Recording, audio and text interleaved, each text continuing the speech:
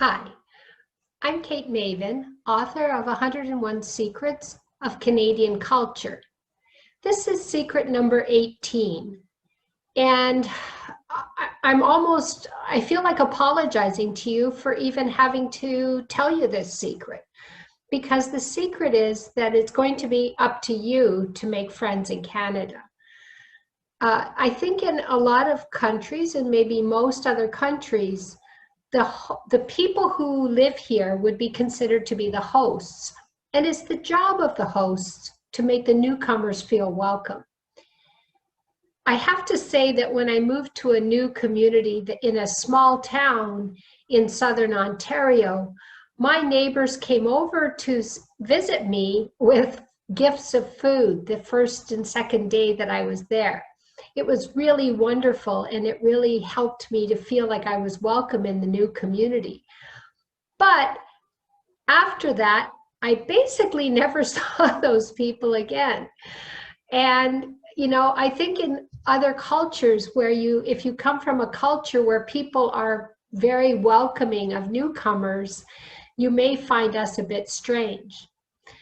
I experienced culture shock with one of my students from Colombia. It was a Monday, and I asked everybody, how was your weekend? And I asked her what she had done on the weekend, and she said, I went to a birthday party. And I was confused. I said to her, haven't you only been in Canada like 2 weeks? And she said, yeah. And I said, and I thought you told me you have no family or friends here. And she said, no. I said, then how did you go to a birthday party? And she said, the Colombian community invited me.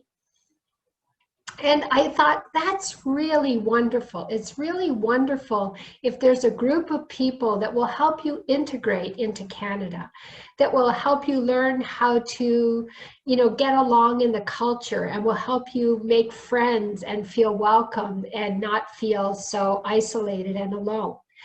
But if you don't have a national group to appeal to, I'm not sure what you should do, because I've lived in the same apartment building for 7 years. I live in the GTA. I live in Ontario.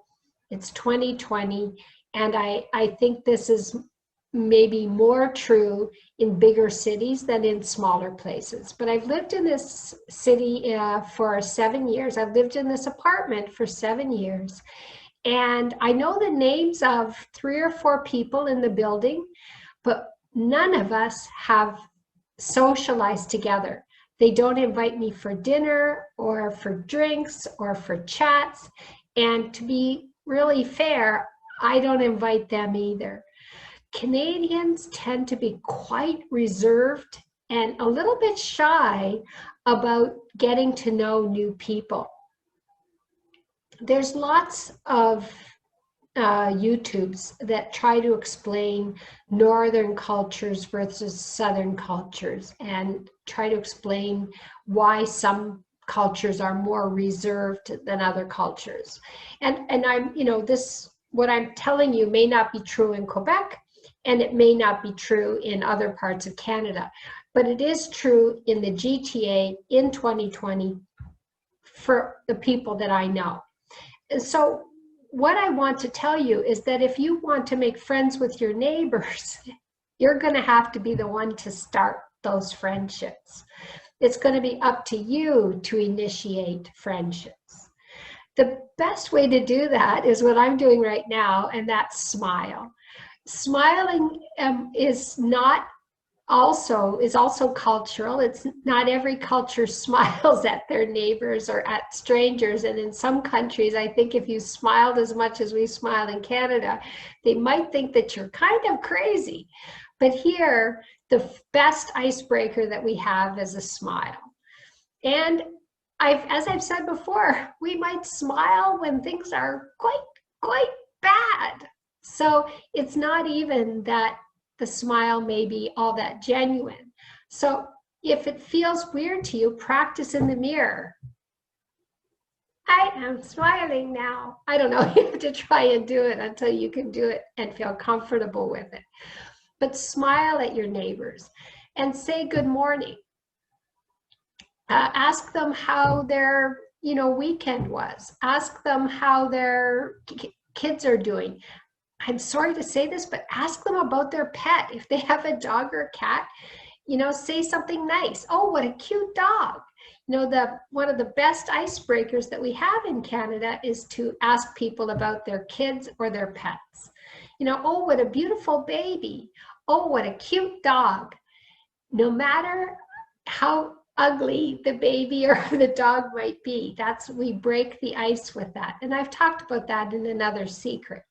So what I want to tell you, and I'll talk a little bit more about in a future secret about what to do in your first meeting.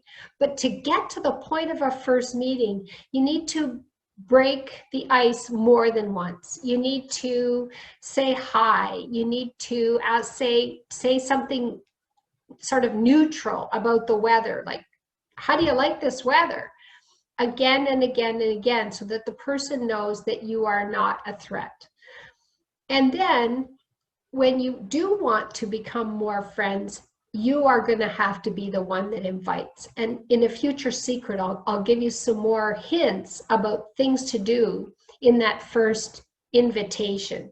But today's secret is just to tell you that if you want to make friends with your coworkers, if there's somebody that you really like, it's going to be up to you to initiate that friendship.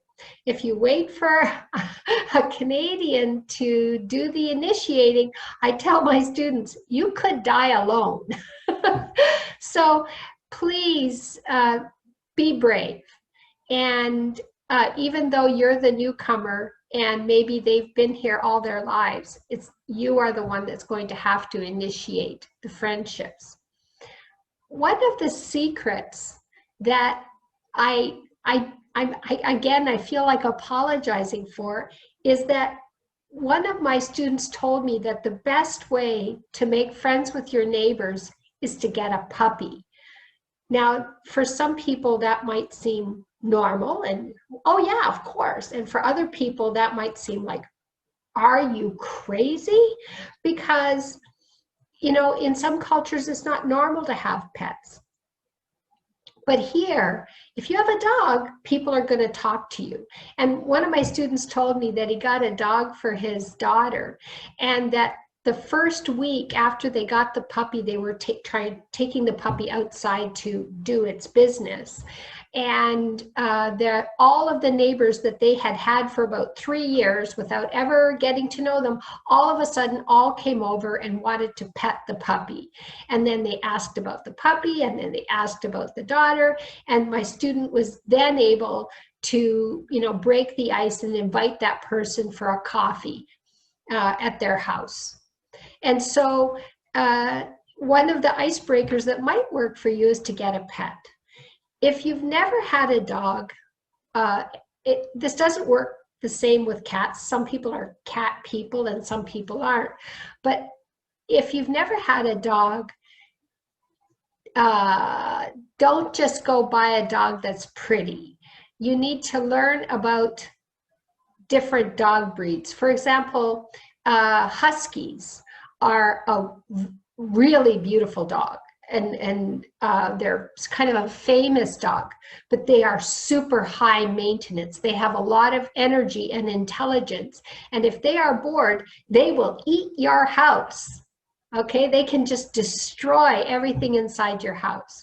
So before you get a dog, do some research and see if you can find out what kind of dog is a good family dog. I strongly recommend that people get pets from the SPCA, from the Pound, the Society for the Protection of Cruelty to Animals. These are abandoned animals. And I also strongly recommend that you get a pet from that is a mixed breed. Purebred pets tend to have health issues that mixed breed pets don't have. I don't want to spend this whole video talking about pets, but I do want to tell you that you need to do some research if you want to get a pet, because getting the wrong pet could make your life literally a nightmare. So that's my recommendation for today. My secret number 18 is you are the one that has to start the friendships. And I hope that you do. I hope that you invite your neighbors for a coffee or invite them for a barbecue and get to know your coworkers and ask them about their lives and their families and their pets and start making friends in Canada and have a happy life here. Related to that is secret number 19, which is the next secret that I'll be telling you about, and that's that your kids should learn to skate and swim. And I'll tell you more about that in the next video. So as always, if you like this video, please give me a thumbs up and share and subscribe. If you'd like to learn more about Canadian culture, please check out my book, 101 Secrets of Canadian Culture. It's available on Amazon in most regions, and in Canada, it's available on amazon.ca. Thanks for watching, and I'll see you soon. Bye.